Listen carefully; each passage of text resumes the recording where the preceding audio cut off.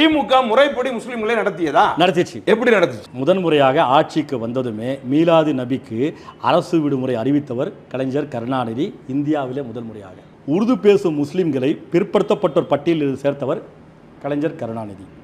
சிறுபான்மையினர் நல ஆணையத்தை தொடங்கியவரும் கலைஞர் கருணாநிதி.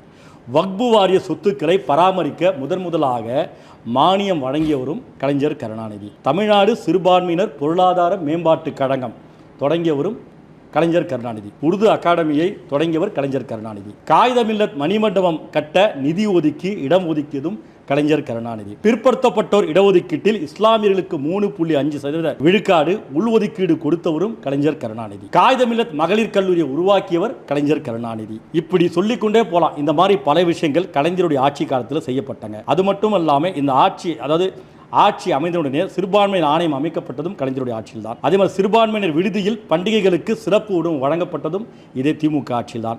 உலமாக்கல் மற்றும் பணியாளர்களுக்கு நலவாரியங்களை பதிவு செய்துள்ள உறுப்பினர்களுக்கு உதவித்தொகை வழங்கியதும் திமுக ஆட்சியில் தான். சிறுபான்மையினர் நல அலுவலகம் கட்டப்பட்டு நிதி ஒதுக்கீடு செய்யப்பட்டதும் இதே திமுக ஆட்சியில் தான். தேனி, கிருஷ்ணகிரி, விழுப்புரம் ஆகிய 3 மாவட்டங்களில் முஸ்லீம் உதவி சங்கம் துவங்க ஆணையிட்டுள்ளது திமுக ஆட்சியில் தான். உலமாக்கல் மற்றும் பணியாளர்கள் நலவாரியத்தில் பதிவு செய்யப்பட்டுள்ள உறுப்பினர்களுக்கு நலத்திட்ட உதவிகள் செயல்பட்டுள்ளது திமுக ஆட்சியில். உலமாக்கல் மற்றும் பணியாளர்கள் வாரிய உறுப்பினர்களுக்கு சைக்கிள் வழங்கப்பட்டதும் திமுக ஆட்சியில். தமிழ்நாடு வக்பு வாரியத்துக்கான நிர்வாக மானியம் கொடுக்கப்பட்டதும் அதிகரிக்கப்பட்டதும் திமுக ஆட்சியில். வக்பு சரக அலுவலகங்களுக்கு சொந்த கட்டடம் கட்ட அரசாணை பிறப்பிக்கப்பட்டுள்ளது திமுக ஆட்சியில். பள்ளிவாசல்கள், தர்காக்கள், வக்பு நிறுவனங்களுக்கு பழுது பார்ப்பதற்காக ஆண்டுதோறும் வழங்கப்படும் மானியம் அதிகரிக்கப்பட்டுள்ளதும் திமுக ஆட்சியில் தொடர்ந்து. அதே மாதிரி வக்பு சொத்துக்களை பாதுகாக்க நடவடிக்கை மேற்கொள்ளப்பட்டதும் திமுக ஆட்சியில். இது போன்ற பல விஷயங்கள் தொடர்ந்து சொல்லிக்கொண்டே நான் நீங்கள் அவங்க எதுவும் செய்யலை அல்லது அவங்க எதுவுமே செய்யாமல் இருக்கிறாங்க அப்படின்னு நான் உங்கள்கிட்ட சொல்லவே இல்லை. நீங்கள் இவ்வளோ எங்கள் திமுக தான் பாதுகாப்பீங்க. இஸ்லாமியருக்கு, கிறிஸ்துவர்களுக்கு, தலித் சமுதாய மக்களுக்கு, ஒட்டுமொத்த தமிழக மக்களுக்கு திமுக தான். இன்னைக்கு அவங்க தான் ஆட்சி அதிகாரத்தில் இருக்காங்க. நாளைக்கு ஒரு பிரச்சனை அவங்க தான் நிற்பாங்க.